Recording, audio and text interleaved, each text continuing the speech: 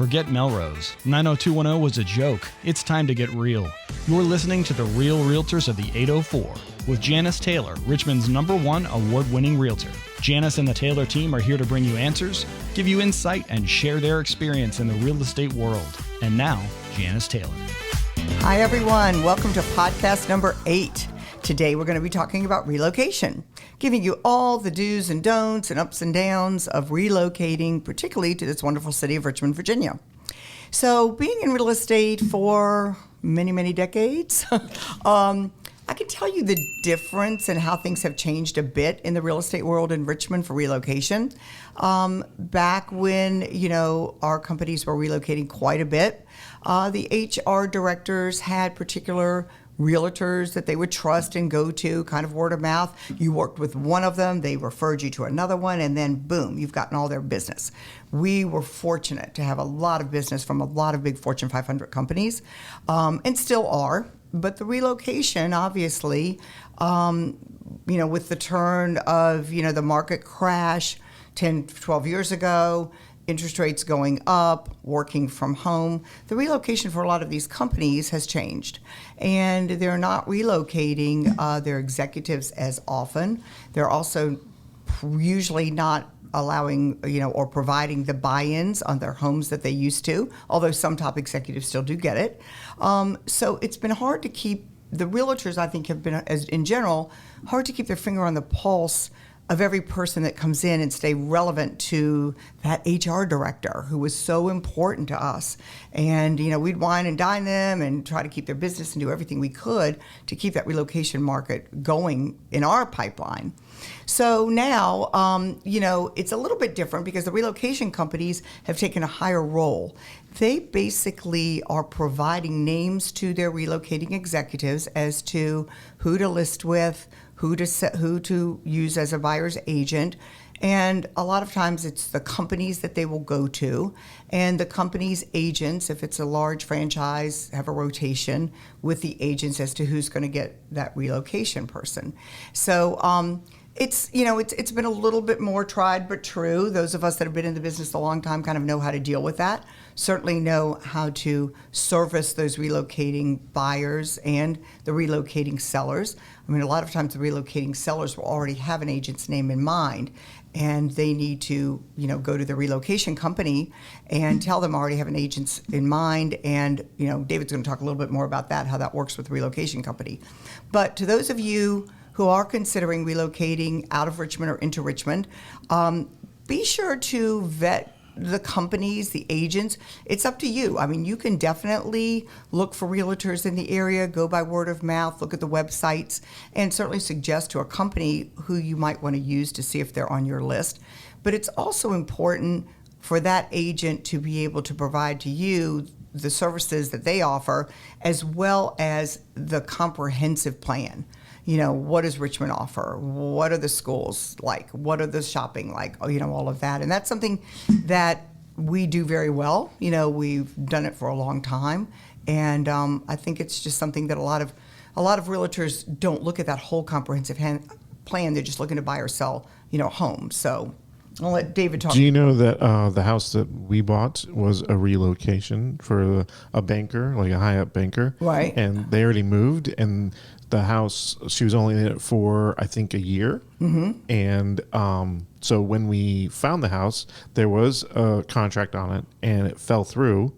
And my wife had a friend that was a realtor at the time. She's still in the real estate business. So we called, and because we just drove around in the area, and then we found it or whatever, and it fell through. The contract fell through because the person who, I guess, put the bid on it just disappeared or whatever. Mm-hmm. But when we bid it or whatever, it was like there was nobody bidding on the house, and that we first bid in and got the house. I mean, we were in 30 days, Oh, wow. That's the beauty of it. And so there was no, the bank, I guess, whoever owned it or whatever, didn't really, it was kind of like, yep, done, boom, done. Right. They don't want to keep inventory. I mean, I'm not going to say you're always going to get a great deal, but if there's not multiple offers, they don't like to keep that inventory, much.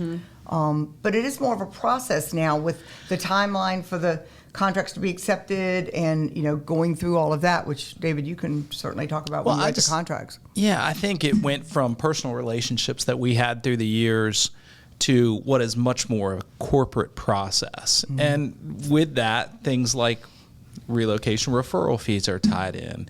They like to use, an entire RE/MAX organization or some other real estate company and connect with their, many of the companies now have a relocation person representing, for instance, RE/MAX. And they're the ones that go out and try to establish these relationships. But what comes with it is a big promise of a referral fee, which was very small. I would say when I started, those referral fees sometimes didn't happen. You just had a great relationship with somebody and they said, we've got a new executive moving into town and we want them working with you because we know you're the best. Now it's more of, okay, who's agreed to our 40% referral fee? Right.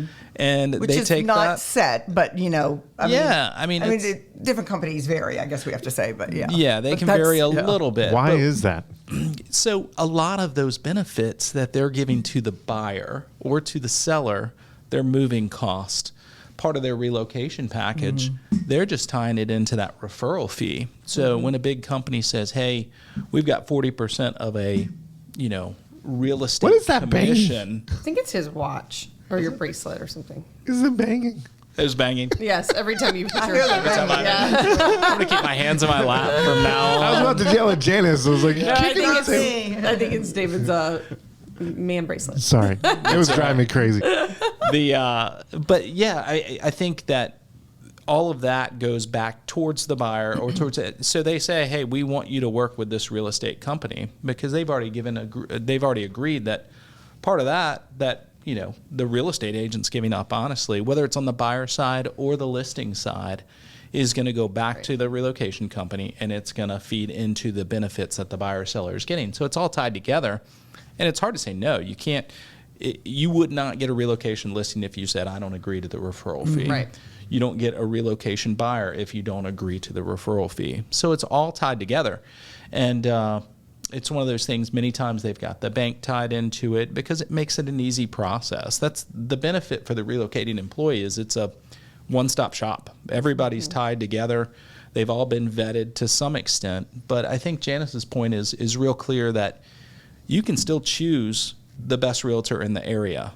And most likely that realtor, if we don't have a previous relationship with the relocation company, we could still work with them. We might have to send in some additional paperwork or explain who we are or give them information on what we've done in the past and agree to the referral fee, and they're allowed to choose you because we've had that happen a ton of times with past clients. Right, definitely.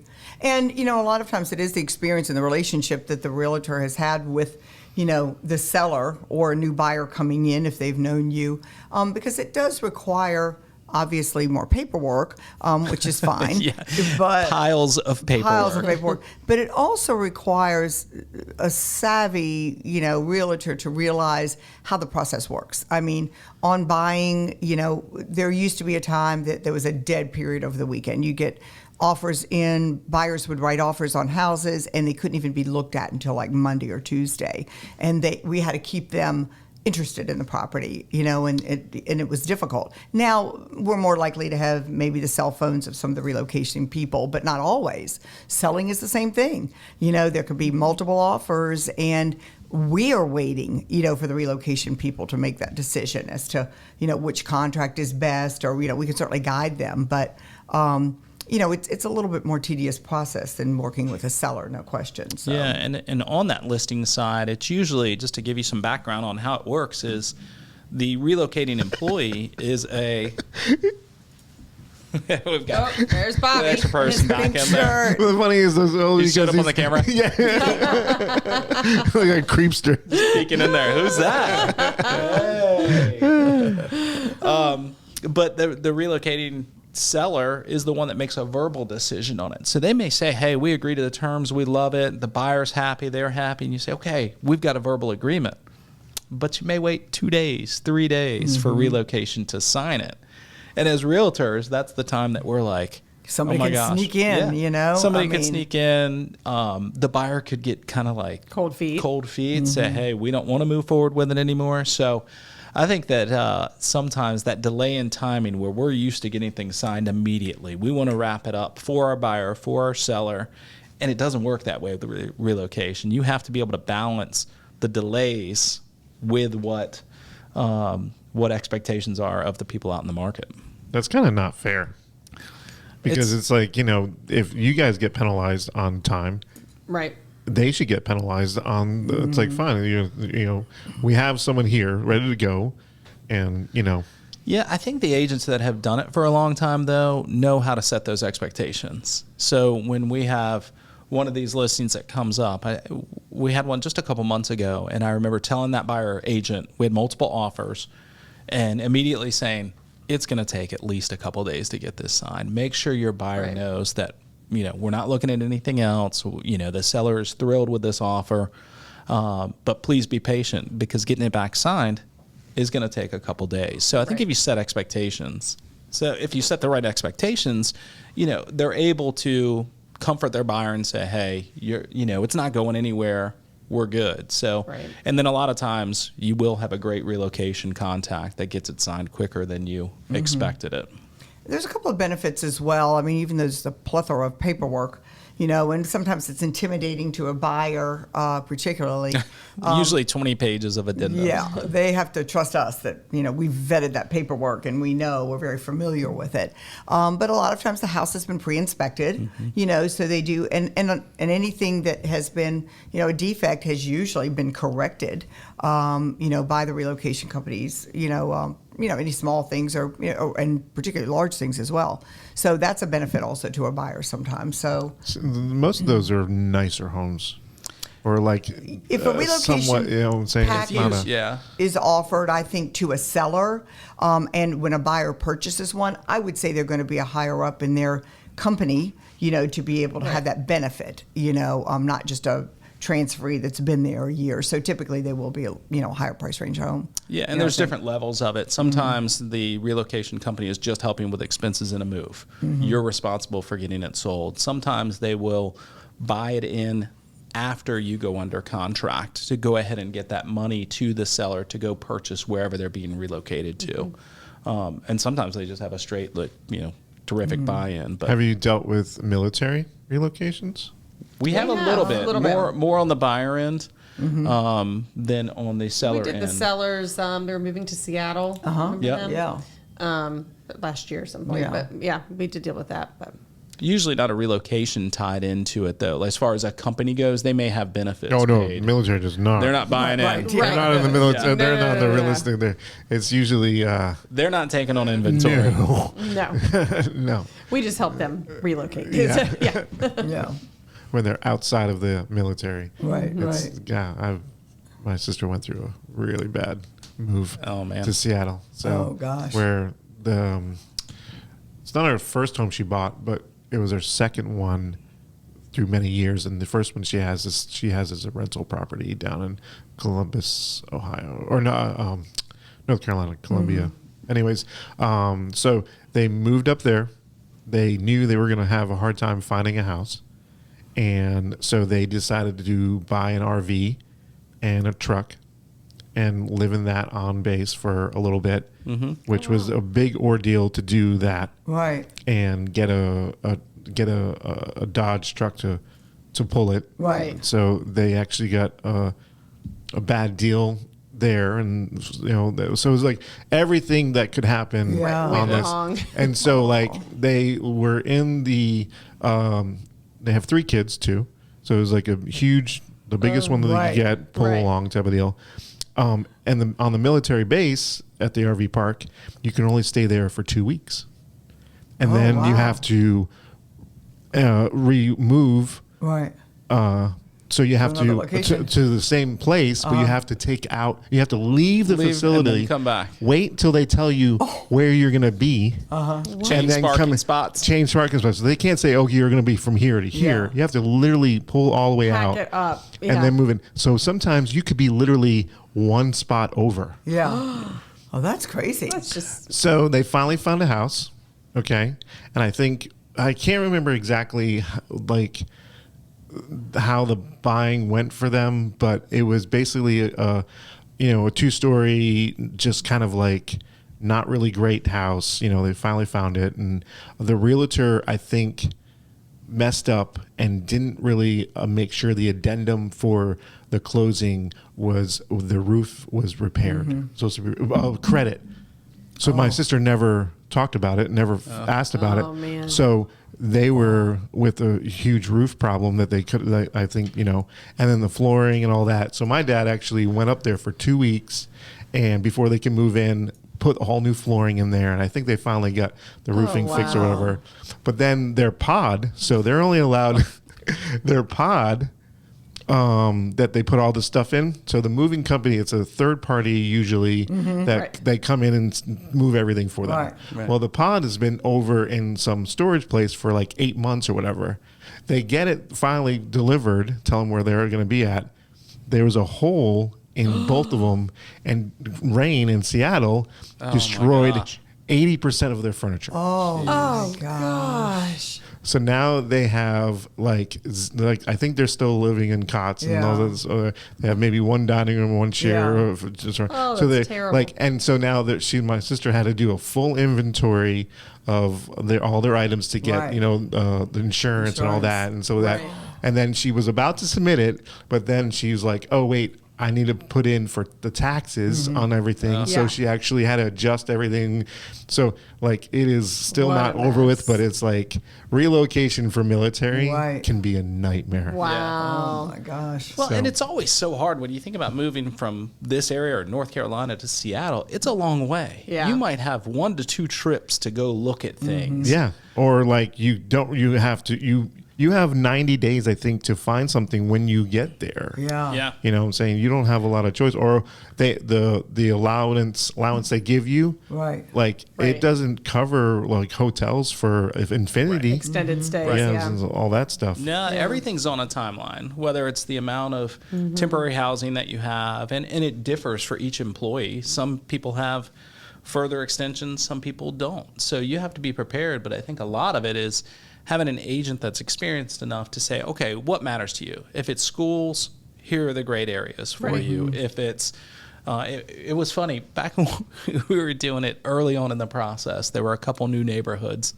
that were way out. I mean, we're talking 45 minutes to an hour minimum, and every relocation employee would call, and in the first conversation they'd be like, hey, you got to tell us about this place on the lake. This is nice. And the first trip into town, you would spend a day driving out an hour, Right. only to find that there's no grocery store nearby. There's nothing nearby. The schools aren't terrifically rated. Right. And it's probably not going to be a good fit, but you'd burn a full day in their 3-day looking trip based on the early stuff they could Ruling find things out. online. So, I mean, now the online tools are much better than they used to be. Right. To scope out Yeah. neighborhoods and get people's feeling on, what's available. But, Mm-hmm. back then you did literally MapQuest out what your route was going to be to Mm-hmm. take everybody to all of these different houses that they had gotten, Mm-hmm. word from another employee or something like that. And the coolest. The days are the buyer's agent roles have changed quite a bit, because back when I started, you had an MLS book. No one else had access to the MLS book. There was no internet, and basically we as agents, had so much power because The we would gatekeepers. choose. We were the gatekeepers. We would choose the houses that, based on the buyer's credit, what their what they wanted and their requirements, and we would choose the houses. I mean, you weren't going to show 15 houses, Now, obviously, with transparency, full disclosure, internet, where they go, we have to show them everything they want to see. We are not the gatekeeper anymore.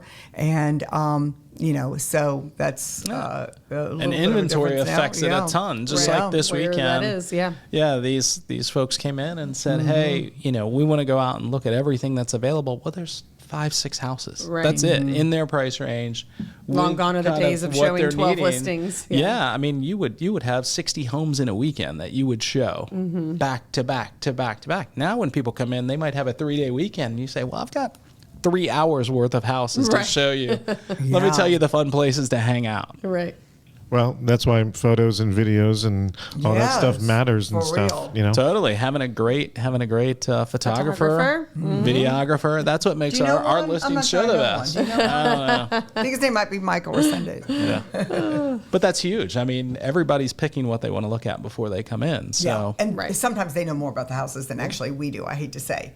I mean, they literally know every school, every shop. I mean, it's refreshing. It's refreshing when they have done that. But that's all they're doing is they are on the internet looking for schools, looking for shopping, looking for everything. And it's refreshing when they've done their homework. It makes our job a lot easier as well. So well, what do they need to do? contact the Taylor team. That's right.